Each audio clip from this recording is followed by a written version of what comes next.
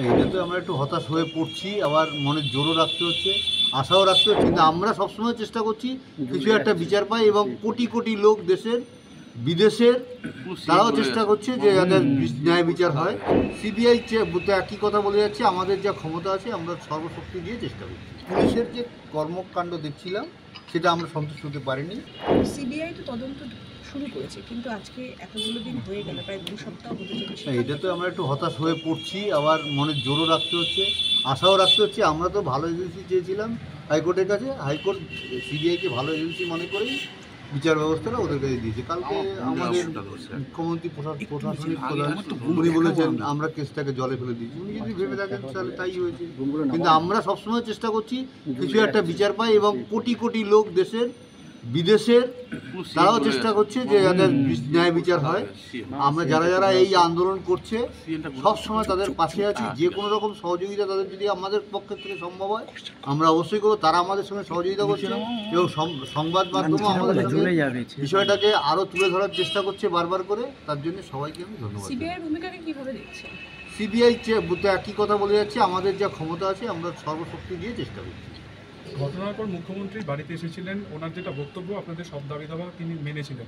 আমাদের কোনো দাবি ছিল না, আমাদের দাবিতে একটাই যে আমরা বিচার যেন পাই। হ্যাঁ, কিন্তু পুলিশের যে কর্মকাণ্ড দেখছিলাম সেটা আমরা সন্তুষ্ট হতে পারিনি। তার জন্যই আমরা হাইকোর্টের কাছে ভালো এজেন্সি দিয়েছিলাম। হাইকোর্ট সিবিআইকে ভালো মনে করেছে তাই দিয়েছে। আমাদের একটা জায়গায় আস্থা আমাদের রাখতেই হবে। মুখ্যমন্ত্রী বলেছেন বিচার চায় না, ওরা কেসটা জলে ফেলে দিল। যদিও ওরা মানে কাকে বলেছেন সেটা আমাদেরই বলেছেন। ইন্ডিরেক্টলি আমাদেরই বলেছেন। উনি হয়তো সিবিআইকে পছন্দ করেন না তার জন্য বলেছেন, সেটা ওনার ব্যাপার, এটা ওনার বক্তব্য, আমি কিছু বলবো না। তুমি তো প্রথম থেকে উনি তো বলেছিলেন যে সিবিআই কি দাও। হ্যাঁ, প্রথম থেকে উনি আবার কিন্তু বলে যাচ্ছিলেন, জানি না উনি কি বলতে চাইছেন না কি করতে চাইছেন, সেটা আমরা জানি। সিবিআই কে দাও মানে এতদিন ধরে মানে সন্দীপ ঘোষ প্রতিদিনই যাচ্ছেন সিবিআই নেওয়ার পরে। এটা তো এই প্রশ্নটা আমাদেরও একটা আছে, কেন কিছু ব্যাপার হয়তো সিবিআই আরও কঠোর কোনো প্রমাণ জোগাড় করার চেষ্টা করছে, সেই জন্য কিছু হয়তো গ্রেপ্তার করছে। সন্দীপ ঘোষের সত্যিই কোনো দোষ আছে কি মনে?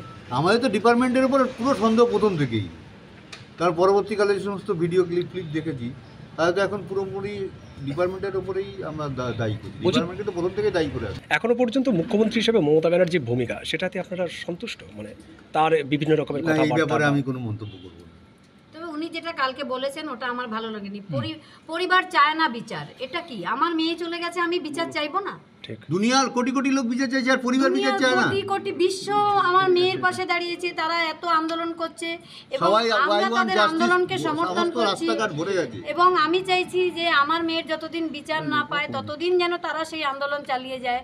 সেখানে উনি বলছেন পরিবার বিচার চায় না, এবং সে এটাও বলেছেন যে আন্দোলনকে জল ঢেলে দেওয়া। আমার মনে হয় ওনার তো ছেলে মেয়ে নেই, তাই উনি সন্তান হারা বাবা মার যন্ত্রণাটা বুঝতে পারছেন না, তাই হয়তো উনি এই কথা বলছেন। কথা বলার মানসিকতা ওনার আসছে, এই ব্যাপারে আমরা আর কোনো মন্তব্য করবো না।